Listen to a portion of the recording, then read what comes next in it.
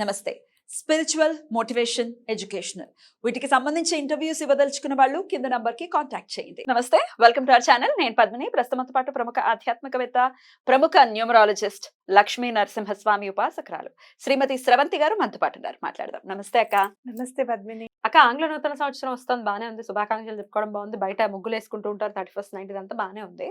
ఒక వయసుకు వచ్చినటువంటి మగపిల్లలు లేదా ఆడపిల్లలు ఇద్దరు కూడా ఏం తక్కువ లేదు. ఆడవాళ్ళు తక్కువ లేరు, మగాళ్ళు తక్కువ లేరు.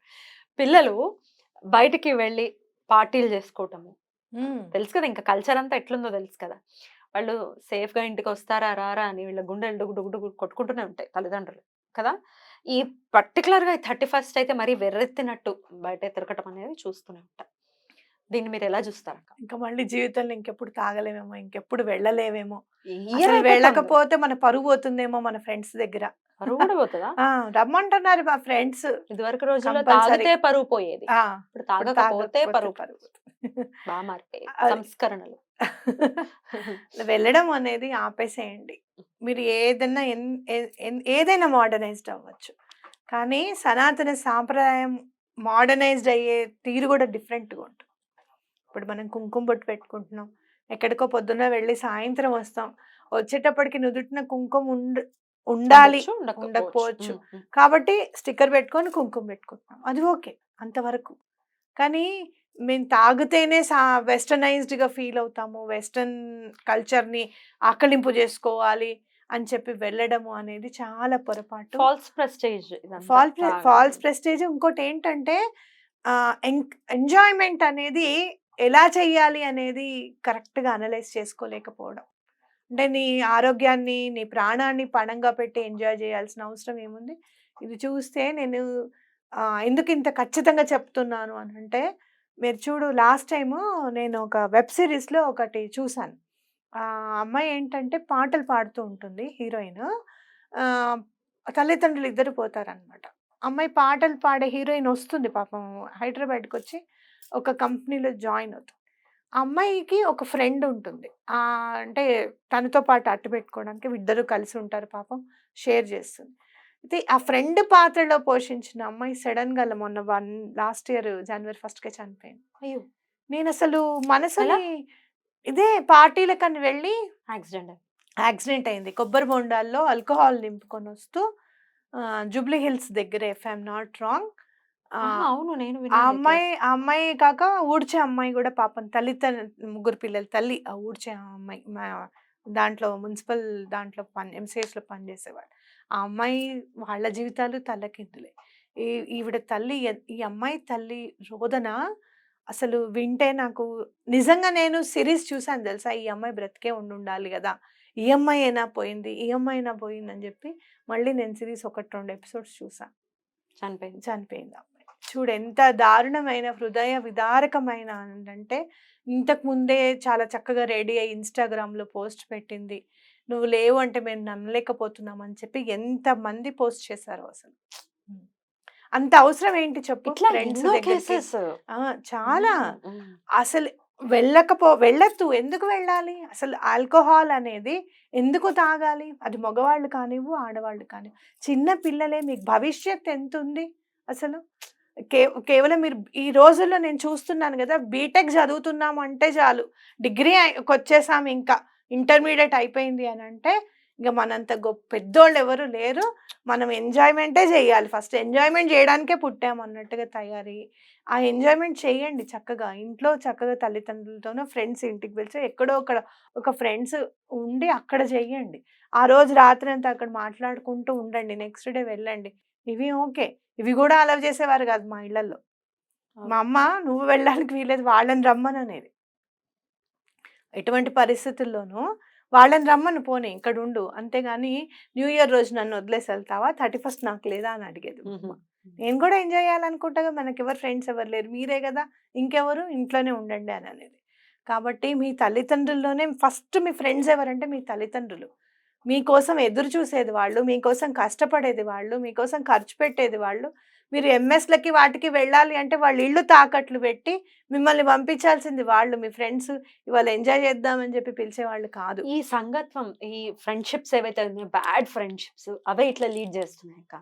ఒకత్తే అనటమో, లేకపోతే ఒకడు అనటమో, ఒక్కసారి ఏం గాదు ట్రై జెయి అనటం, ట్రై చేయకపోతే ఫోర్స్ చేయడం, వాళ్ళతో ఫ్రెండ్‌షిప్ చేయడం మానేయటం, రకరకాలుగా హింసించటం ఒకవేళ వాళ్ళు చెప్పింది చేయకపోతే.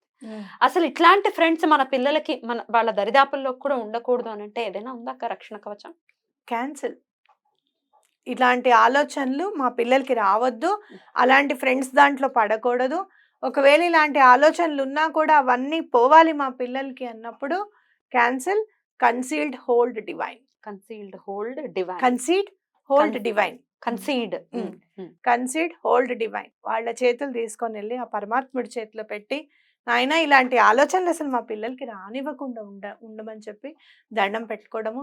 చిన్నప్పటి నుంచి ఇవాళ నేను చెప్తున్నాను మీకు 6th 7th క్లాస్కి వచ్చేటప్పటికి అసలు గురువు అనేవాడు ఎవరు, పరమాచార్య గారు ఏం చేశారు, బాబా గారు ఏం చేశారు, లేకపోతే దత్తాత్రేయ స్వామి ఏం చేశారు, లీలలు ఎలా ఉంటాయి, భగవంతుడు ఎలా చూస్తూ ఉంటాడు, ఏది పాపము, ఏది పుణ్యము, ఏది ధర్మము, ఏది అధర్మము, ఏది మనం ఆలోచన హ్యాబిట్ మనకు ఉండాలి, ఎలాంటి ఆలోచనలు మనకు ఉండాలి, ఏది మనం చూడాలి. ఎందుకంటే ఇవాళ పెద్ద రాక్షసుడు, ఒక రాక్షసుడు ఎవడో మిగిలిపోయి మొబైల్ ఫోన్ రూపంలో పుట్టాడని నా గట్టి నమ్మకం.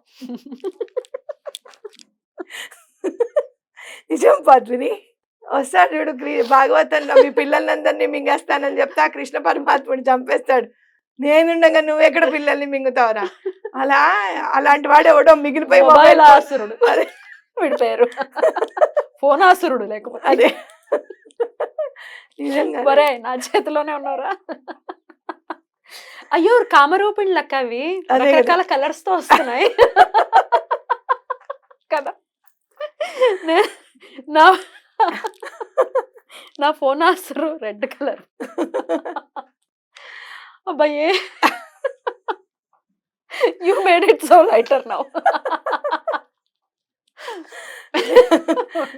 అక్క జోక్ ఆఫ్ ద ఇయర్ అక్క. కానీ సత్యమైన జోక్. So realistic. ఎందుకంటే నేను భరిస్తాను. ఎప్పుడన్నా నేను ఇంటి నుంచి వెళ్ళేటప్పుడు ఎప్పుడన్నా నా చిన్న కూతురు ఇట్లా మొబైల్ పట్టుకుంది, ఏం చూస్తున్నావే అంటే ఏం లేదు మమ్మీ అంటే ఏదో షార్ట్స్ చూస్తుంటుంది. అట్లా అమ్మో ఏమైనా చూస్తారో కంటపడని కొడుది కంటపడుతుందేమో, ఇదే బాధ. అవునా కదా. ఇదివరకు ధైర్యం ఉండేది, సెన్సార్ బోర్డు ఉందమ్మా ఎలాంటి సినిమాలు రావు అని చెప్పి. అసలు ఇప్పుడు సెన్సార్ బోర్డు అన్ని కళ్ళును అన్ని కట్టేసుకొని ఇవి కూడా వినకుండా సర్టిఫికేషన్ ఇచ్చేస్తున్నాయి శుభ్రంగా, ఏమాత్రం ఆలోచించకుండా. కాబట్టి మనం పిల్లలకి ఏం చెప్పాలి అని అంటే ఏది గుడ్ ఏది బ్యాడ్, ఇది చూడాలి నాన్న, ఇది చూడకూడదు నాన్న, ఇలా పెరగాలి నాన్న. వాళ్ళకి చిన్నప్పటి నుంచి స్పిరిచువల్గా వాళ్ళని ఎంతో కొంత ధర్మ మార్గంలో కనుక నడిపిస్తే, అది మీరు ఏ ధర్మానికి చెందిన వాళ్ళు అవ్వనివ్వు, ఏ మతానికి చెందిన వాళ్ళు అవ్వనివ్వు. కాబట్టి వాళ్ళని పిల్లల్ని కాస్త మనం దగ్గర కూర్చోబెట్టుకొని కథల రూపంలో కానివ్వు, లేకపోతే భగవంతుడి పూజ రూపంలో కానివ్వు, చిన్నప్పటి నుంచి మీరు ఇన్కల్కేట్ చేయగలిగితే మీరు అసలు ఇంకా ఆలోచించాల్సిన అవసరం లేదు. అక్క నేను అడిగే ప్రశ్న, మీరు కూడా ఒక టీనేజర్ కి ఒక మదరే, డెఫినెట్ గా ఒక తల్లి పాయింట్ ఆఫ్ వ్యూ లోనే అడుగుతున్నాను. సేఫ్ గా ఉండాలని ప్రతి తల్లి కోరుకుంటుంది. ప్రతి తల్లి అంటే ఏ జీవి అయినా, ఏ తల్లి అయ్యిందంటే తన పిల్లల్ని సేఫ్ గా ఉండాలనే కోరుకుంటుంది. వాళ్ళు సేఫ్ గా ఉండాలి, ఎలా ఉన్నా ఎట్లాంటి పరిస్థితుల్లో ఉన్నా సేఫ్ గా ఉండాలంటే ఏం చేయాలక్క? పద్మిని ముందే చెప్పింది, నీ చేతి ఎలా అయినా సరే నేను ఆన్సర్ చెప్పిస్తానని. కాకపోతే నిజంగా నువ్వు చెప్పిన తర్వాత నాకు అనిపించింది, నేను చెప్పను పద్మిని ఇట్లాంటివన్నీ నేను ఎంకరేజ్ చేసినట్టుగా ఉంటుంది అని చెప్పి అని అనడము. కానీ నిజంగా ఒకవేళ అలా చేదాటిపోయిన వాళ్ళైనా కూడా పరిరక్షింపబడాలిగా. అయ్యో చేదాటిపోయాడు, వాడు ఏమైపోయినా పర్వాలేదు, అదేమైపోయినా పర్వాలేదు అని అనుకోగా తల్లి మనసుగా తల్లికి అనుకుంటే గనక అంబ్రెల్లా గాడ్ ఆన్ అని చెప్పి అని అనుకోండి. నేను అందుకనే నువ్వు ఆ సీట్ లో కూర్చున్నావు, లేకపోతే నేను ఎందుకు ఇక్కడ కూర్చుంటా, నేను అక్కడే కూర్చుంటా. రైట్ అక్క, మీరు బోలా శంకర్ టైప్ అక్క. మిమ్మల్ని అలా కూల్ చేసాడో లేకపోతే మీ చేత ఈజీ అది. రైట్, ఇంతకేంటక్క అంబ్రెల్లా గాట్ ఆన్. మీ పిల్లల్ని మీ మాట వినకుండా కనుక వెళ్ళిపోయి వాళ్ళు సేఫ్ గా రావాలి అనుకుంటే గనక ఇది ఖచ్చితంగా అంబ్రెల్లా గాడ్ ఆన్ అని చదువుకోండి. నెక్స్ట్ డే నుంచే అసలు రాముల వారి కాళ్ళు పట్టుకోండి. ఇంకా నా పిల్లవాడు కానీ పిల్ల కానీ ఇట్లా దారి తప్పారు, బాలకాండలో 1, 2 అధ్యాయాలు చదివి అరటిపండు నైవేద్యం పెట్టండి. బాలకాండ చదివే టైం లేకపోతే నామరామాయణం అని ఉంటుంది. 10 నిమిషాల్లో అయిపోతుంది చక్కగా. అదన్నా గనక చదివి, స్వామి నీ చేతుల్లో పెడుతున్నాను నా పిల్లల్ని. తప్పకుండా నువ్వు ఎటువంటి పరిస్థితుల్లోనూ వాళ్ళని మారేటట్టుగా చూడు అని చెప్పి దండం పెట్టుకోండి. తప్పకుండా అక్క. హ్మ్. చాలా చక్కటి విషయాల్ని తెలియజేశారు. ఖచ్చితంగా ఏ పిల్లలు ఎట్లాంటి అవాంఛనీయమైన ఘటనలు జరగకూడదు. ఏ అవును. తల్లికి ఆ కడుపు కోత అనేది రాకూడదని మనస్ఫూర్తిగా ఈశ్వరుడిని ప్రార్థిస్తూ ఇంత చక్కటి సజెషన్స్ మాకిచ్చారు. స్విచ్ ఇంకొక్కటి వర్డ్స్ చెప్పారు. పద్మిని, నేను చెప్పండి. ఇంకోటి చెప్తాను. ఇప్పుడు పాపం పిల్లలు ఇటే కాదు. నువ్వు అడిగింది చాలా కరెక్ట్ అయిన ప్రశ్న. హ్మ్. వాటర్ దగ్గరికి గూడా వెళ్తూ ఉంటారు. అంటే హ్మ్. బీచెస్. హ్మ్. హ్మ్. బీచ్‌కి హ్మ్. వెళ్తూ ఉంటారు. హ్మ్. లేతే చెరువు దగ్గరకో, హ్మ్. లేకపోతే వాగు ఉంటుంది. వాగు హ్మ్. దగ్గరకో వెళ్లి గల్లంతయిపోయిన సందర్భాలు కూడా కొన్ని కొన్ని వింటూ ఉంటాం మనము. అవును. అవును. అలాంటప్పుడు గూడా ఎవరైనా బీచ్‌కెళ్తున్నారు, లేకపోతే ఎక్కడికన్నా వాటర్ దగ్గరికి వెళ్తున్నారు, లేకపోతే కొంతమంది ట్రెక్కింగ్ చేయడానికి వెళ్తూ ఉంటారు. కొంతమంది బండిల మీద మామూలుగా తిరిగేస్తామని వెళ్తుంటారు. అప్పుడు గూడా అంబ్రెల్లా గార్డ్ ఆన్ అని అనుకోండి. చక్కగా మీ పిల్లలు మీ ఇంటికి సురక్షితంగా తిరిగొస్తారు. థాంక్ యూ అక్క. హుహు. చాలా చక్కటి విషయాల్ని మాకు తెలియజేసినందుకు. కృతజ్ఞతలక్క. నమస్తే.